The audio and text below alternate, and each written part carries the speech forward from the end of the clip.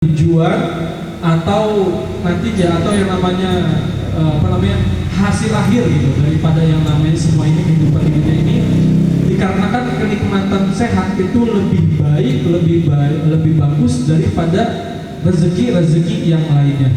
Karena kalau misalkan kita punya harta, kalau sakit juga percuma. Kalau misalkan kita punya yang namanya rumah, mobil atau apapun, kalau misalkan diri kita nggak sehat, maka itu tidak akan menjadi apa-apa. Oke, kita lanjutkan daripada pengajian kita, yakni pengajian daripada kitab Aqidatul Awam, yaitu fasal yang ketiga, Al-Faslu As-Salis fil Malaikati Alaihim Salam Manhum wa Tabi'atuhum.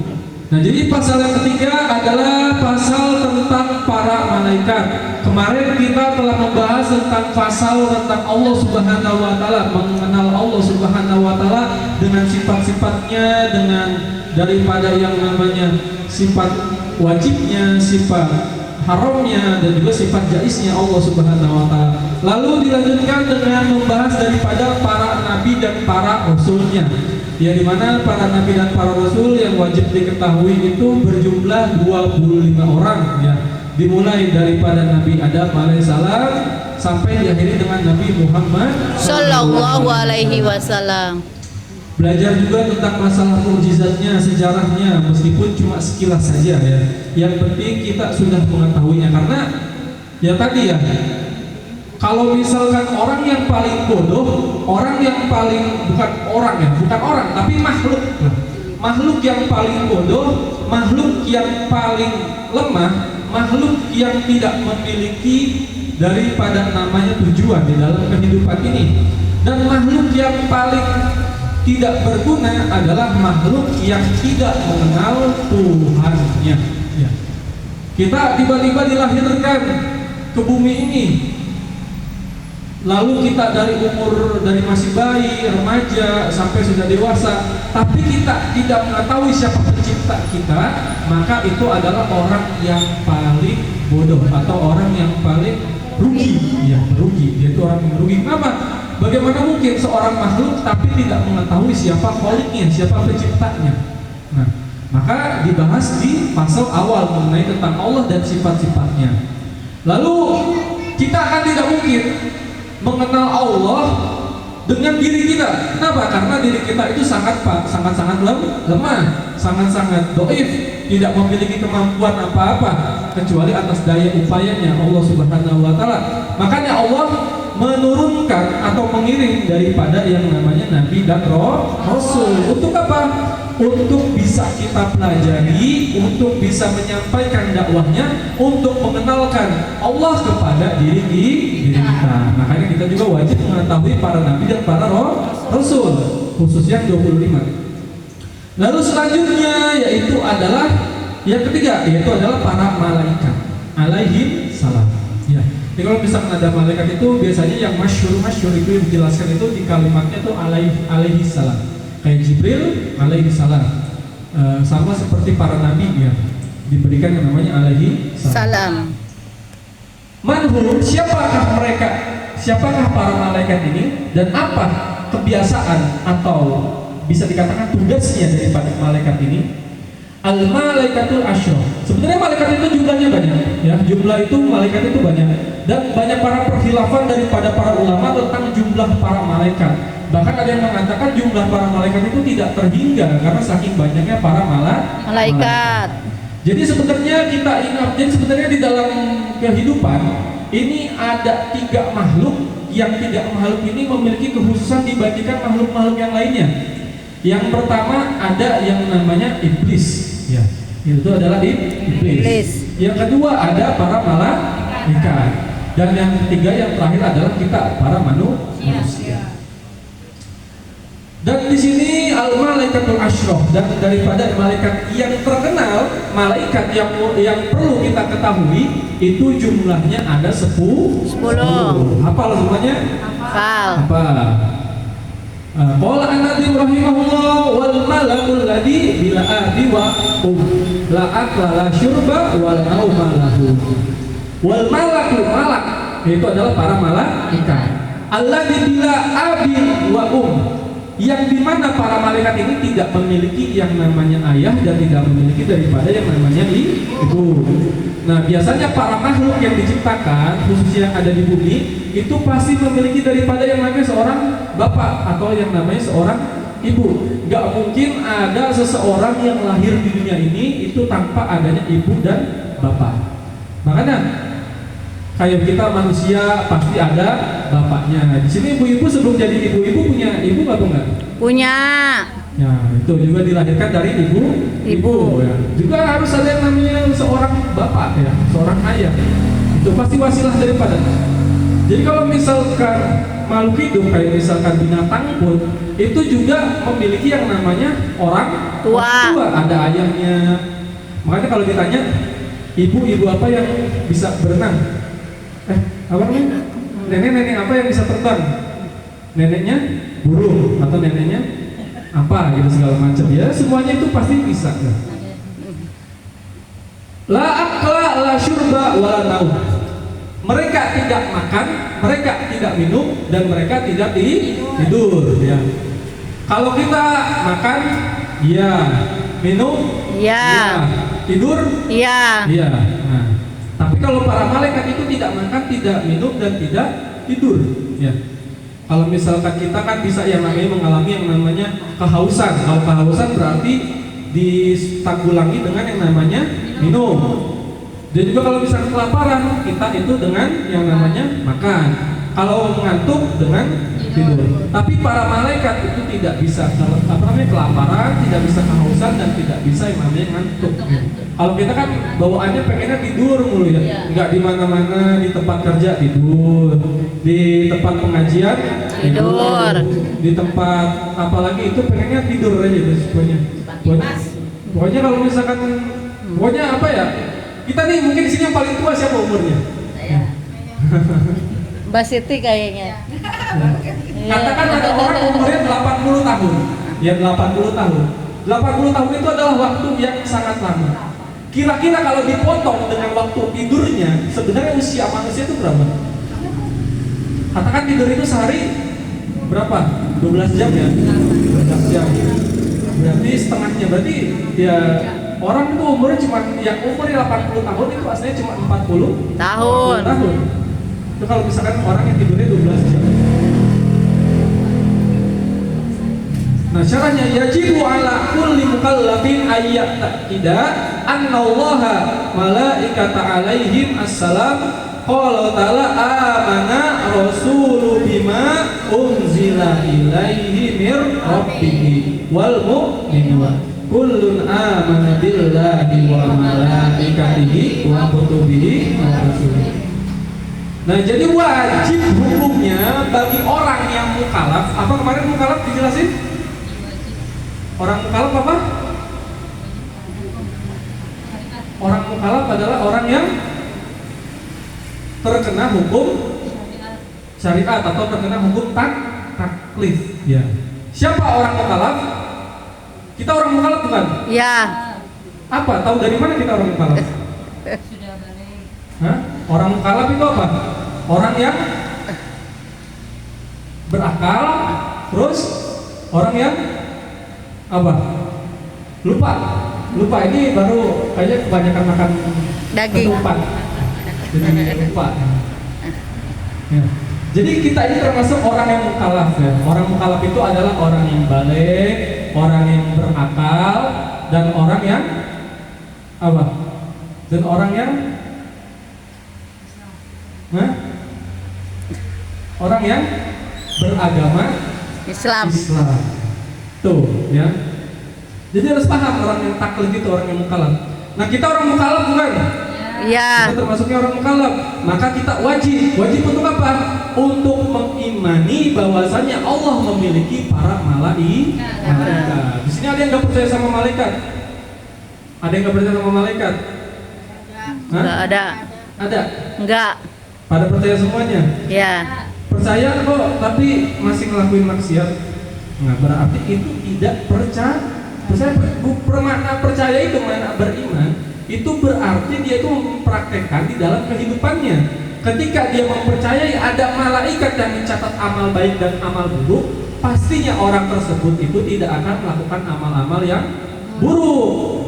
Begitu pula ketika melakukan yang namanya kebaikan, bahkan tanpa perlu mengumumkan kebaikannya kepada orang lain, pasti kebaikan kita akan dicatat dan tidak luput dari pandangan malaikat dan Allah Subhanahu wa Ta'ala. Itu makna daripada yang namanya i'tiqad atau mengimani. Ingat ya, makna percaya itu bukan semata-mata saya percaya ada malaikat, enggak gitu. Tapi makna i'tiqad atau makna beriman adalah mempraktekannya bahwa sesungguhnya benar-benar ada para malaikat. Jadi kalau misalnya pengen mengetes keimanan seseorang atau pengen mengetes keimanan diri sendiri, itu dilihat dari bagaimana kita mempercayai atau mengimani malaikat itu sendiri. Oh, ternyata malaikat itu ada yang namanya mencatat amal baik dan amal buruk. Berarti dia nggak bakal yang namanya melaksanakan kemaksiatan. Begitu pula ketika melakukan perbuatan-perbuatan baik, dia tidak akan gembar-gembor, tidak akan memposting di medsos atau mengumumkan kepada orang lain bahwa dia melakukan kebaikan. Nah, ayatnya apa namanya, dalilnya apa? Dalilnya yang biasa kita baca, an-rasulu bima unzila ilaihi min rabbih wal mu'minun. Artinya apa? Amana rasul, beriman, mengamankan daripada yang namanya rasul, bima unzila ilaihi, dengan apa-apa yang telah dibawakan oleh rasul. Ya. Min rabbih, karena itu datangnya dari Allah. Wal mu'minun kullun amana billahi wa malaikatihi wa kutubihi wa rusulihi. Jadi Nabi bawa apa? Nabi menjelaskan bahwa kita itu untuk mengimani daripada yang namanya Allah Subhanahu wa Ta'ala, para malaikat, kitab-kitabnya, dan para rasul. Itu harus paham betul, ya. Wa hum la yatasifuna bi syai'in mimma yatasifu bihi al-basyar. Dan mereka, para malaikat, itu tidak disifatkan seperti sifatnya para manusia. Seperti apa? Annahum khuliqu min ghairi wasitati abi wala ummi. Apa sifat manusia? Yang pertama, sifat manusia itu lahir dari rahimnya seorang ibu. Nah, dan yang namanya malaikat itu tidak memiliki bapak dan tidak memiliki ibu. Apalagi yang biasa manusia lakukan. Manusia suka makan, malaikat tidak makan. Manusia suka apa? Minum. Malaikat tidak minum. Apalagi? Tidur. Malaikat tidak bisa tidur. Buang air. Malaikat tidak akan buang air. Terus apalagi? Nurut atau maksiat. Malaikat tidak akan bermaksiat. Ya. Pokoknya segala sesuatu yang ada di dalam diri manusia itu tidak bisa disandarkan kepada para malaikat. Terus misalkan berjenis kelamin, seumpama laki-laki, kalau kita kan manusia kan atau hewan itu ada yang namanya laki-laki dan ada yang namanya perempuan. Kalau malaikat jenis kelaminnya apa? Tidak memiliki jenis kelamin. Ya. Karena yang memiliki jenis kelamin itu cuma yang namanya manusia saja atau makhluk-makhluk yang sifatnya dohir. Wa annahum la yaquluna wa la yashribuna wa la yanamuna wa la yatasifuna bidukurati wa la unasin wa la hunusatin famin antiqadi dukuratihim kana mubtadi'an fasiqun. Barang siapa meyakini bahwasanya malaikat itu jenis kelaminnya adalah laki-laki, maka dia termasuk orang yang fasik. Ya. Kalau kita ngomong bahwasanya malaikat itu adalah seorang laki-laki, maka termasuk orang yang fasik. Dan ada yang mengatakan bahwasanya itu bisa menjadi kekufuran. Bagaimana kalau misalnya kita meyakini bahwasanya para malaikat itu adalah seorang perempuan, maka hukumnya adalah kafir, ya, kafirun. Li'annahu dakhala fi qoulihi ta'ala wa ja'alul malaikata alladziina hum ibadur rahmani inasa. Nah, jadi ada dalilnya bahwasanya yang namanya malaikat itu bukanlah berjenis kelamin perempuan. Kalau kita meyakini para malaikat itu seorang perempuan, maka kita termasuk orang-orang yang kufur, ya, orang-orang yang kufur daripada ayat-ayat Allah. Wa aula bil kufri man ittaqada hunusatihim lima zitut taqis. Begitu pula kalau misalkan jadi gini. Kan kita waktu itu pernah membahas di dalam bab sholat bahwasanya ada yang jenis manusia itu ada yang jenis kelaminnya laki-laki, ada yang perempuan, ada yang punya dua jenis kelamin. Ya, itu biasanya disebutnya hunsa. Hunsa itu adalah dia tuh alat kelaminnya itu ada dua, Jadi alat kelamin laki-lakinya ada, alat kelamin perempuannya itu Ada. Nah, begitu pula malaikat juga bukan unsa yang memiliki dua alat kelamin, tapi memang malaikat ini adalah makhluk yang tidak memiliki kelamin. Lalu siapa sih malaikat itu sebenarnya? Apa sih malaikat itu sebenarnya? Wahum ajzamun nuraniyatun latifatun bil arwah. Ajzam itu artinya adalah jisim itu adalah suatu fisik tubuh fisik, ya.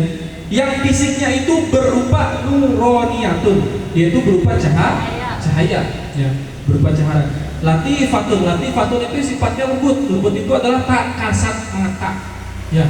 Kalau misalkan pohon itu dia itu bisa dilihat, berarti pohon itu adalah makhluk kasar, makhluk yang terlihat. Tapi kalau misalkan makhluk yang lembut, makhluk yang tak kasat mata, itu adalah makhluk-makhluk yang memang tidak bisa dilihat seperti para malaikat bil arwahi dengan hurufnya. Qadiratun ala tasyakkuli bi askalin mukhtalifah. Qala Nabi Muhammad SAW, khuliqat al malaikah min nurin. Jadi malaikat itu diciptakan dari yang namanya cahaya. Wa khuliqal jannu min marijin minan nar. Dan jin diciptakan dari apa? Jin diciptakan dari yang namanya api. Wa khuliqa Adam min ma'usifalakum. Dan yang namanya manusia diciptakan dari Tanah. Dari tanah. Memang iya. Berarti kalau misalkan manusia diciptakan dari tanah, kalau kita makan biji durian tumbuh dong. Kan kalau misalkan tanaman kan kalau belum biji durian itu kalau misalkan ditaruh di tanah pasti tumbuh gitu kan, atau apa. Wa qala ta'ala fa arsalna ilaiha ruhana fatamassala laha basyaran sawiyyan. Maka telah diturunkan diutus kepada kalian semua suatu ruh fatamassala laha basyaran sawiyyan, sehingga manusia itu adalah makhluk yang sempurna. Wa qala sallallahu alaihi wasallam wa auhayna yatamassalu li al-malaku rajulan fayukallimani fa'i ma yaqul al-hadis. Jadi intinya adalah sebaik-baiknya daripada yang namanya makhluk itu bukan daripada bangsa jin, bukan daripada bangsa malaikat. Manusia itu bisa berada di tengah-tengah di antara jin dan malaikat. Maka manusia bisa lebih mulia daripada malaikat, dan manusia bisa lebih hina daripada yang namanya jin atau daripada yang namanya iblis. Maka daripada itu pula, ketika kita manusia sebagai seorang manusia, harusnya kita bisa yang namanya lebih bijak di dalam kehidupan ini, sehingga kita bisa lebih mulia daripada yang namanya malaikat. Jangan mengikuti hawa nafsu, jangan mengikuti daripada yang namanya pemikiran yang tidak jelas, dan jangan mengikuti daripada yang namanya hal-hal yang buruk, sehingga kita bisa lebih buruk daripada yang namanya iblis. Kita tuh manusia tuh memang sangat-sangat unik ya, diciptakan oleh Allah Subhanahu wa taala. Bahkan ketika kita salah, Allah telah menciptakan apa? Menciptakan setan agar kita bisa mengkambing hitamkan setan. Jadi terkadang yang namanya setan itu kan terkenal yang namanya dengan rayuannya, dengan bujukannya, apa segala macamnya. Jadi ketika seorang manusia melakukan kesalahan, biasanya manusia itu menyalahkan setan. Padahal semua kesalahan yang dilakukan manusia belum tentu itu memang dikarenakan bisikan setan, tapi karena memang dari hawa nafsu kita sendiri. Seperti itu. Sedikit lagi. Wahum ashabu ajnah.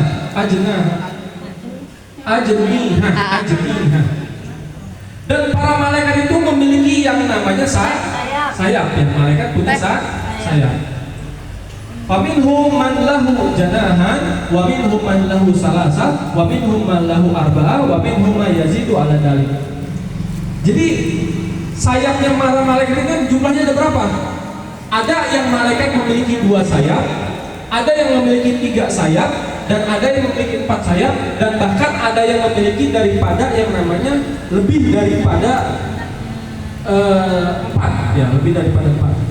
Qala ta'ala alhamdulillahi fatiris samawati wal ardi ja'ilil malaikati rusulan uliya ajnihati masna wa sulasa wa ruba. Yazidu fi khalqi ma yasha, innallaha ala kulli syai'in qadir. Nah, itu dalilnya bahwasanya malaikat itu memiliki daripada namanya sayap. Bahkan di dalam hadis yang diriwayatkan oleh Sahihul Muslim an Ibnu Mas'ud radhiyallahu anhu anna Rasulullah sallallahu alaihi wasallam ra'a Jibril alaihi salam lahu sitatu mi'ah jannah. Bahkan di dalam suatu hadis dikatakan bahwasanya Nabi Muhammad SAW itu pernah melihat daripada yang namanya malaikat Jibril itu memiliki 600.000 sayap. Enggak, bukan 600.000, tapi 600 sayap ya, 600 sayap. Itu adalah jumlahnya sayapnya malaikat Jibril. Wahum majbulun bi taati tammati lahi wal qiyamu bi awamiri. Dan yang namanya para malaikat itu tidak terdikte oleh apapun kecuali atas dasar memang taat kepada Allah Subhanahu wa taala secara sempurna ya. Jadi malaikat itu tidak punya kehendak, malaikat itu tidak punya nafsu, malaikat tidak memiliki keinginan. Tapi malaikat memang diciptakan oleh Allah sebagai sesuatu yang mutlak dia perintahkan, yaitu adalah ketaatan kepada Allah Subhanahu wa taala. Wa mutahhirun minasyahwat al-hayawaniyah, dan terbebas daripada yang namanya syahwat. Wa mubarruna minal quyuli al-nafsiyah. Wa munazihuna anil asami wal khotoya, dan memang terhindar daripada yang namanya dosa dan kesalahan. Yukhafuna rabbuhum min fawqihim yaf'aluna ma ya'murun. La ya'suna Allaha ma amarahum wa yaf'aluna ma ya'murun. Wa min bainahim al-katabah. Jadi apa tugas daripada malaikat? Salah satunya adalah al-katabah, yaitu adalah malaikat yang mencatat. Wal hafadoh, yaitu adalah menjaga. Wa hamalatul ars, dan membawa yang namanya aras. Wal musabihun, dan ada yang kerjaannya itu bertasbih kepada Allah. Wal mustaghfiruna lil mu'minin, dan ada yang kerjaannya itu beristighfar untuk orang mukmin. Wasajidin, dan ada yang tugasnya itu untuk sujud. Wal mutabbimuna fina bil laili wa bin nahari, dan malaikat itu ada yang tugasnya mengganti siang dan malam. Wa malaikatur rahmah, dan ada yang namanya malaikat yang tugasnya memberikan yang namanya rahmah. Wa malaikatun sayaratun yabtaguna majalisi zakari wa ghairihim, dan malaikat yang menjaga daripada namanya orang-orang yang sedang berpergian atau apapun, itu adalah para malaikat. Oke, sampai sini ada pertanyaan?